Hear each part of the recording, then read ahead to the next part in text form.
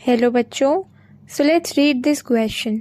Question कह रहा है which of the following is affected by stable electron configuration of an atom.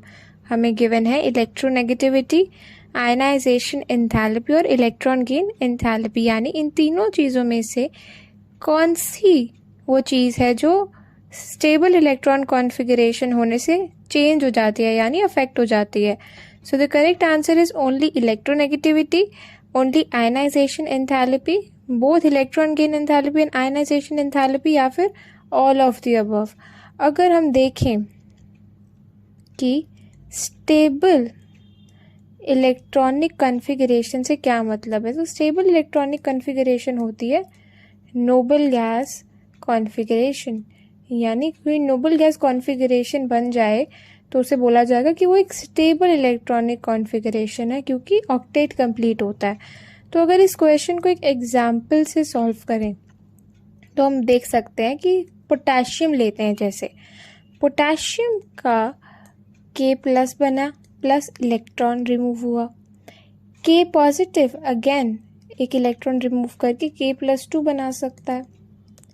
यानी ये है आयनाइजेशन एनर्जी 1 और ये है आयनाइजेशन एनर्जी 2। अगर हम देखें कि K+2 है वो एक नोबल गैस कॉन्फ़िगरेशन का है, it is a noble gas configuration, यानी K+ एक स्टेबल आयन है।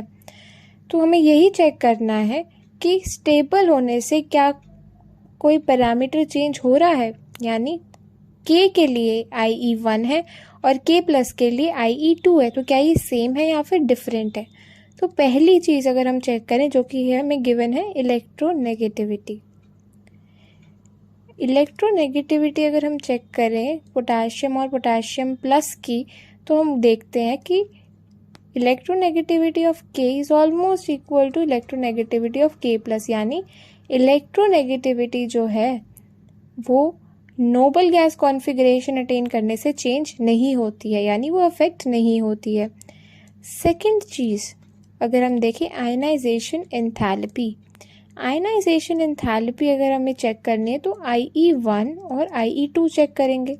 IE2 है एक स्टेबल इलेक्ट्रॉन कॉन्फ़िगरेशन की, तो हम ये देख सकते हैं कि IE2 बहुत ज़्यादा बड़ा है IE1 से, क्योंकि नोबल गैस से फिर से एक इलेक्ट्रॉन निकालना बहुत डिफ़िकल्ट है क्योंकि स्टेबिलिटी लूज़ हो जाती है।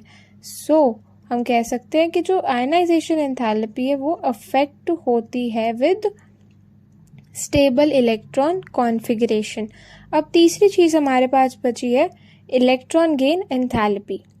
तो अगर हम चेक करें थर्ड इलेक्ट्रॉन गेन एंथैल्पी कि ये अफेक्ट होता है कि नहीं होता है।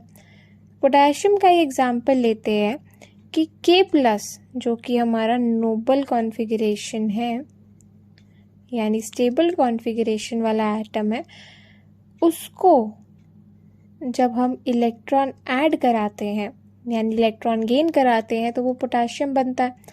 इसे बोल रहे हैं हम इलेक्ट्रॉन गेन एंथैल्पी 1। और पोटेशियम में फर्दर इलेक्ट्रॉन गेन कराएंगे तो K- बनेगा, जिसे बोल रहे हैं इलेक्ट्रॉन गेन एंथैल्पी 2। तो हमें चेक करना है कि क्या इलेक्ट्रॉन गेन एंथैल्पी 1 इक्वल है इलेक्ट्रॉन गेन एंथैल्पी 2 के। तो हम देख सकते हैं कि एक नोबल गैस कॉन्फ़िगरेशन में इलेक्ट्रॉन ऐड कराना भी टफ है क्योंकि स्टेबिलिटी चली जाएगी। So delta H1 and delta H2 electron gain ये दोनों इक्वल नहीं है, मतलब इलेक्ट्रॉन गेन एंथैल्पी भी अफेक्ट होती है विद स्टेबल इलेक्ट्रॉनिक कॉन्फ़िगरेशन। तो अपने क्वेश्चन पे चलें और हम ऑप्शंस देखें। सो ऑप्शन सी यानी both electron gain enthalpy and ionization enthalpy is the correct answer. I hope सबको ये सोल्यूशन समझ में आया होगा। Thank you very much and all the best.